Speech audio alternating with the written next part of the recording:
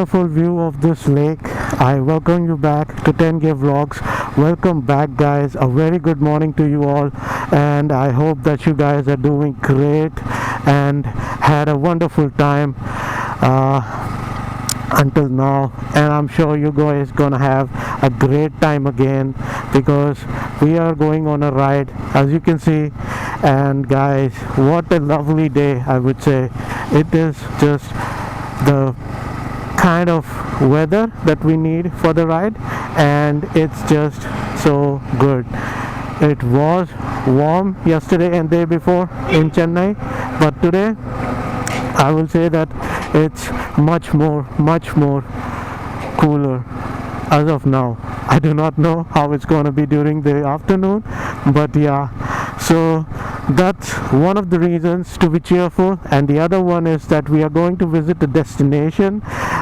It's not going to be a very long ride, it's going to be a short one, like 60 around 60 plus kilometers, and we are going somewhere that is between Chennai and Pondicherry or Puducherry. Now, if you guys have already figured it out which place we are going to, that's just wonderful, guys. That's just wonderful. If you are around from Tamil Nadu, if you know a little bit of places, this, as of in today's world, is known as Kalpakam. You guys know Kalpakam? Yeah? Okay, that's good. Even if you do not know, do not worry. I am here and I'm going to tell you a little bit of story about what actually is Kalpakam and what happened there. We are going back somewhere around 1500 century or 15 to 1600, and then come back slowly towards our independence. I mean, Bharat ka independence. So this place has a bit of historic connection, and that is a little bit of a clue as of now, and more is coming up as we travel further. So we have covered almost like 16 kilometers roughly, I think. I forgot as many times to set the trip meter to 0, and I just did that after covering maybe like 8 kilometers or so, and that is only for my understanding, to know how much distance we are actually going to cover in today's ride. We are not going to take the ECR route because Google Maps is going to take us through a road that is parallel to ECR but is towards the inside. ECR is more towards the coastal area. Yeah, it's actually the East Coast Road, but this one is just parallel to that, and we are going to take this one. Yeah, so what kind of sceneries we will be having, I do not know, guys, but let's see. Okay, I mean, we have 58 more minutes, so we have a lot of time to talk about this place, and why exactly we are going there, and what all things can we expect there. So that will come up in a while. And yeah, how I am doing, I'm doing okay, just okay, not so good, because it was kind of an emergency since the last 1 week, because not for myself but for somebody else, I was in the hospital and was taking care of them, and that meant that I was not having a proper sleep, which is not a problem, but the main priority was to take care of them. And what happens is that when you do not get sleep for a couple of days, then you start behaving in a very illusion kind of way. Yeah, you have certain illusion like you are half sleepy, you are half awake, and all that was there. And since the last 2 days, I think I have had a little bit of better sleep as compared to the previous week, and that is something giving me a kind of a boost to get back to the normal standard of consciousness, and that's where I am as of now. So I was also this morning I was a little bit like empty-minded, wasn't 100% there, but had to do the ride, and so we are doing that. Yeah, that's what. And when being a motor vlogger, to go on a ride, it needs time to prepare. You have to do a lot of things before ride. You have to do things on the ride, and today maybe we will just keep it kind of simple, not too many angles, and maybe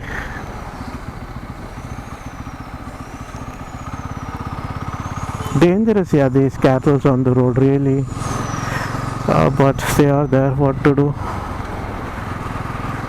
So that's what, today we keep it simple, but we keep it more informative, more beautiful from the video point of view, is what I'm trying to achieve.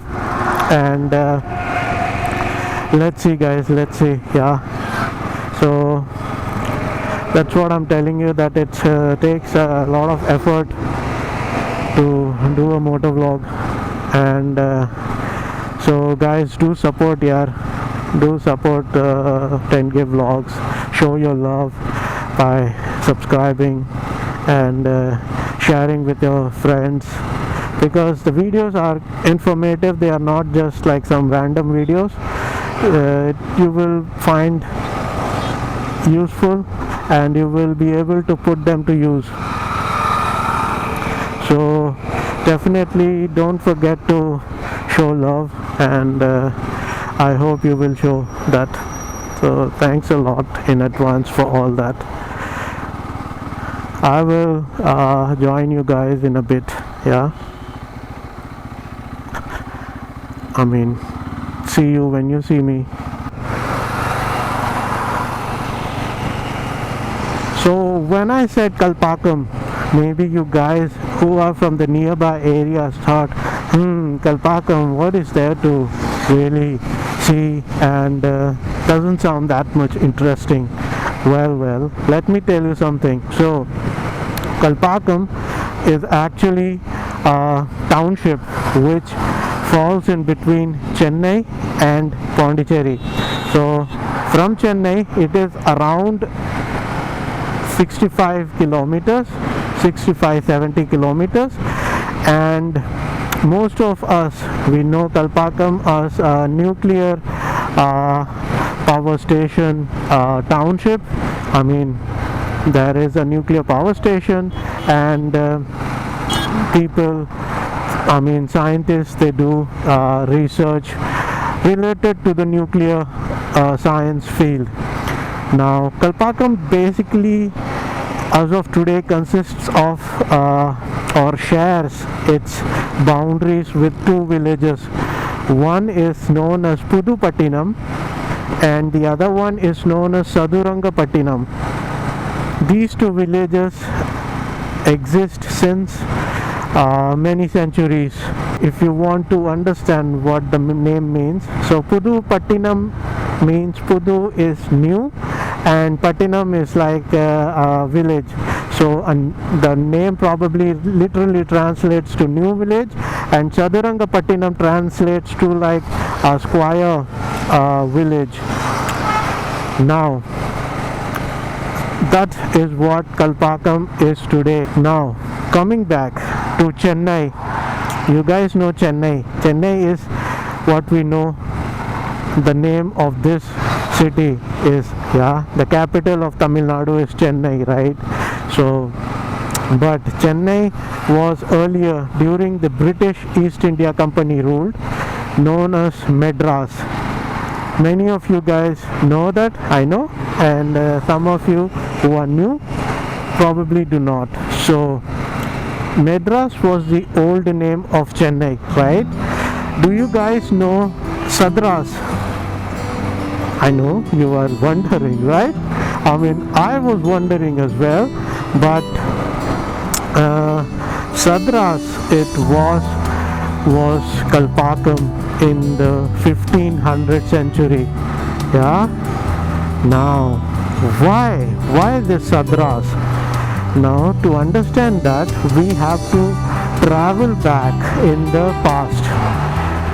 So, during the 1500, 1600 century, we know that many Western nations were traveling, right? They were traveling the world on their sailing ships, and the main reason for them was trading and also colonizing.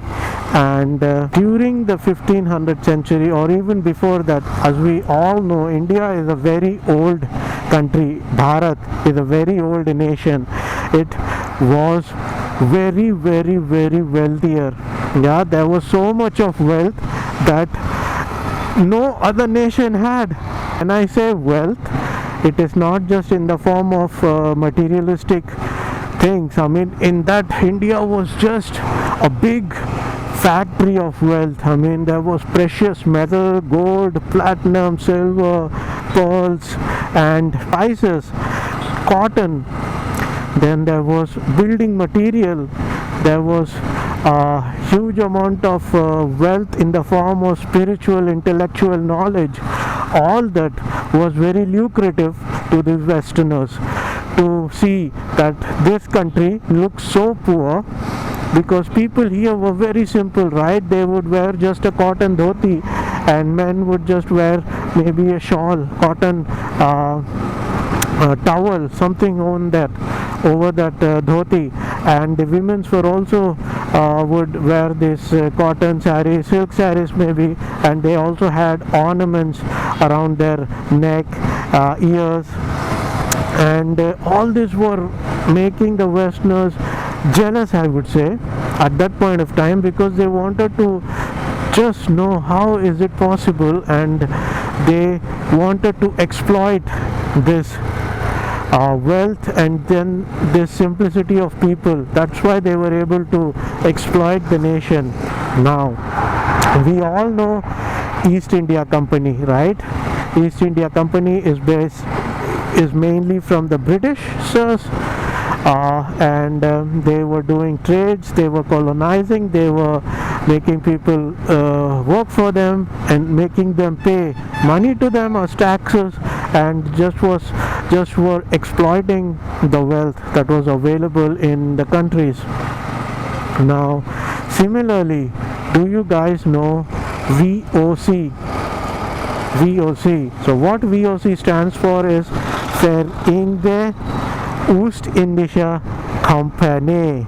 So that is actually the Dutch name for the Dutch East India Company. That basically means United East Indian Company. But this was not the Britishers, this was the Dutch people. Now, like the Britishers and the other Western nations that colonized many part of the world, the Dutch were also doing that. What happens is that once during the 1600th century, I mean just the beginning of 1600, a Dutch sailing ship with many sailors had stopped at a place called Karimanal village. Karimanal village is the village which is in the area of Pulicat Lake in Tamil Nadu. If we look in the map, we will find that even today. So what happened was that these sailors were thirsty and needed also food for their ship, and to continue their journey. So they got down at this Karimana village, and then they asked for water and food. At that point time in that region of Tamil Nadu, it was Vijayanagara kingdom. So this initial request for water and food turned into trading. Now these Vereinde Oostindische Company, VOC, as we know, was not just a trading company. Today we talk about multinational companies, right? We talk about multinational conglomerates. This VOC was at that time the world's first multinational corporation. What they were doing is they were not just trading, they were also colonizing. Then they will make the people work for them, they will give them some wage, and then they will take some taxes. They would also control the region, they would also make rules and execute people if they were not following that. In other words, they were from the outside like a trading company, but inside they had bigger ambitions. They were much bigger. So because of this progress between the VOC and the Indian kingdom at that time, what happens is that there was a jealousy between the VOC and the Portuguese. Why Portuguese? Because Portuguese had actually now we are on a much better road, guys, so great.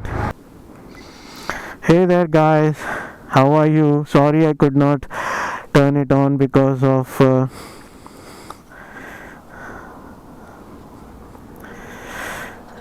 it's in gear. I have to change it.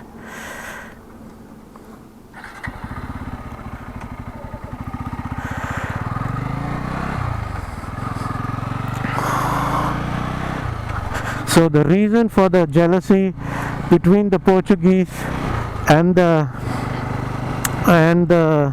Dutch was because the Portuguese had actually come to the Vijayanagara kingdom, the Vijayanagara region of Pulicat, much earlier, much earlier, like 100 years back they had arrived, and they were already doing business, they were already trading. Now this new competition they did not like, and there was a big clash, big war between the Dutch and the Portuguese, and the Dutch managed to throw the Portuguese out of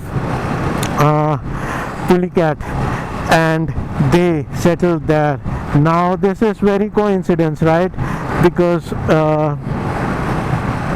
we went to Pulicat Lake, and while doing the research on that place, I knew that there was also Dutch fort, not in very good condition, and also that there was a Dutch colony earlier.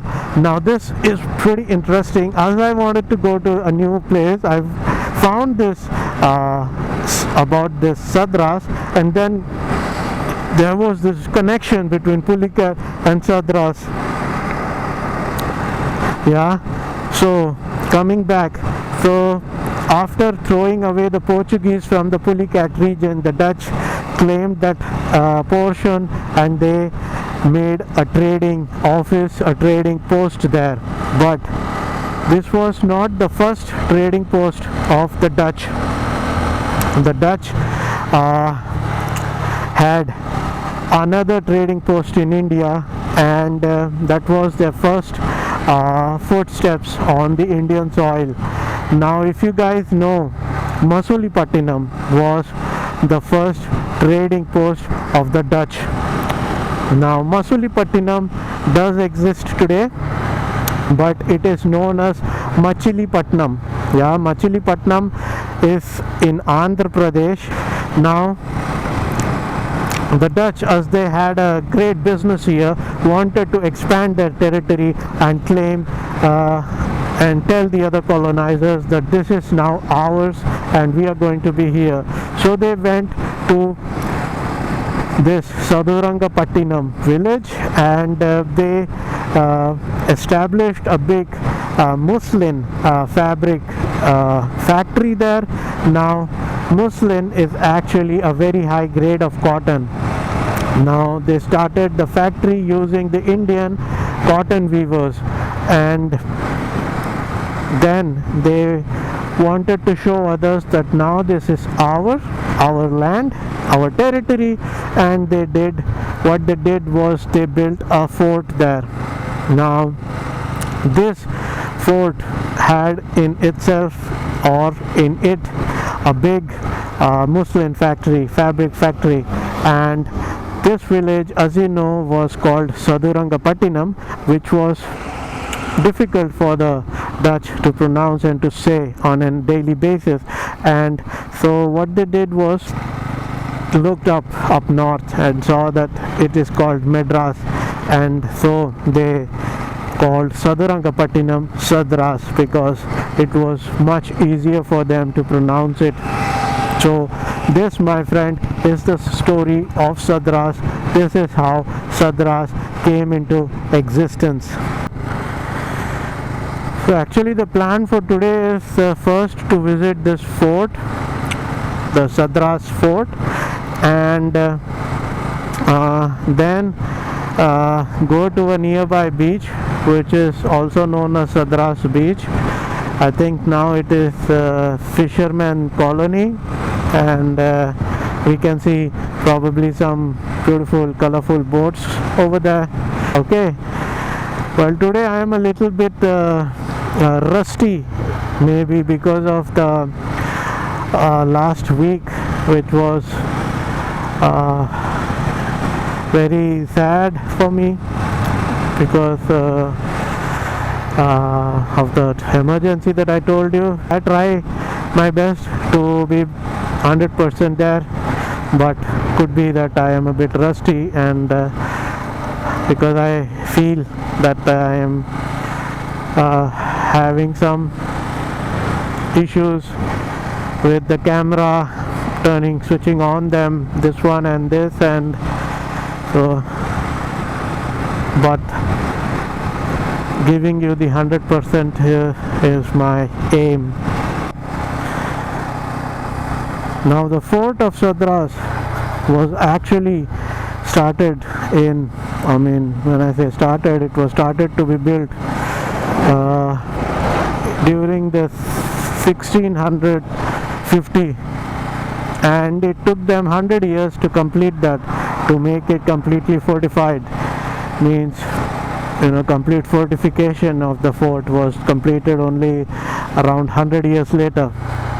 Now this meant that the jealousy, the ego, the rivalry between the Britishers up north and the French down south in Puducherry was escalating. The French and the Dutch were trading, and which was a big problem for the Britishers. Now the Britishers wanted to stop this. They wanted to claim this fort of Sadras as their, because they were powerful. They thought that they are the powerful nation, right? They are the powerful East India Company, and the French on the other side also were aiming that they wanted to conquer this fort, Sadras fort. And what happened is that there was an American Revolutionary War that was fought somewhere during the 1700s and mid 1700s, and during that time, to claim this fort of Sadras, there was a war between the British and the French Navy. The war was fought right in front of the Sadras fort in the ocean, in the Bay of Bengal, and the war was fought on the 17th of February 1782. The war lasted a couple of hours. The two sides fought, but nobody won, and the Britishers actually were the bigger losers in that war, and everybody went back. But the Britishers never gave up. They never gave the thought of not returning back. And in the 1818, somewhere that time, the Britishers said war again on this Dutch colony, and at that point of time they were successful, and that's when they destroyed the fort. They threw back the Dutch, and that's when the Dutch were out of this Sadurangapattinam or Sadras. That here is the connection of Dutch and the Kalpakkam and the Pulicat region and the Masulipattinam. I didn't know about this, and I think you also do not know about this, but now you do, like I, right? Now we are very close to Kalpakkam, or should I say Sadras, because only 6 minutes is the estimated time of arrival there, and I think we probably are in Kalpakkam now. Yeah, that was an update for you guys, that pretty soon we will be at our destination. And as you can see, the traffic here is quite rude. Everybody wants to go and are overtaking continuously or continuously. Guys, it's funny. Sometimes while motovlogging, it is difficult to do everything all together. Oh man. Haha. So as you can see on the map here, 4 more minutes, and a speed breaker. Why? Yeah.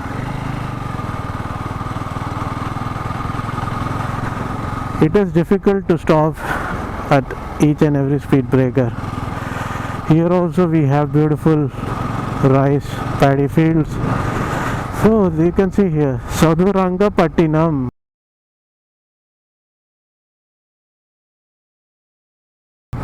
Did you see that? I hope it was captured on the camera. So welcome to Sadurangapattinam, guys. Welcome back. Not welcome back. Welcome back to the channel, but welcome to Sadurangapattinam. Buckingham Canal. Wow. Some connection there, right? A connection of the earlier colonization.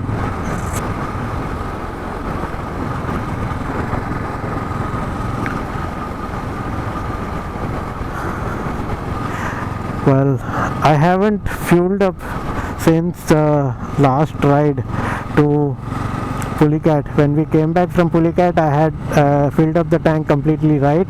And after that we went to 2 more rides.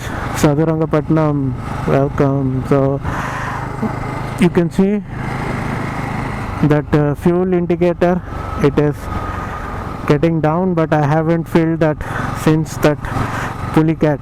So it is going to be interesting to see how much we actually covered on one tank. The bike wasn't also running in between, it was stationary for a week or so. Do I have to take this? No, I have to go that way. So that is also there, guys, to actually see.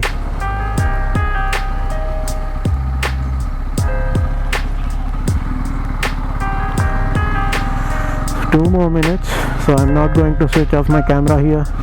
I'm going to let it run so you guys get the beautiful feeling of arriving at a historical place. All of this is just village, and it's great.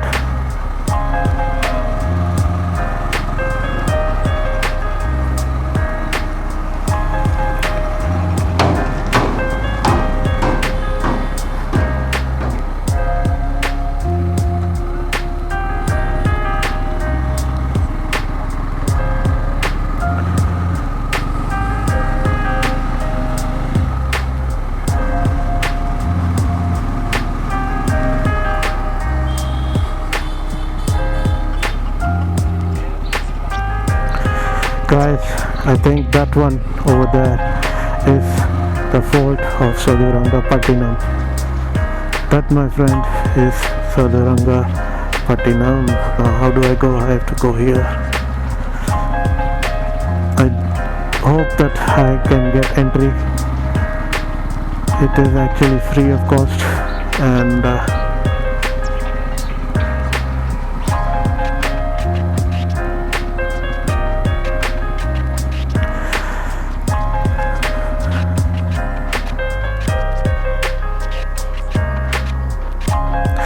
so let me give you a kiss.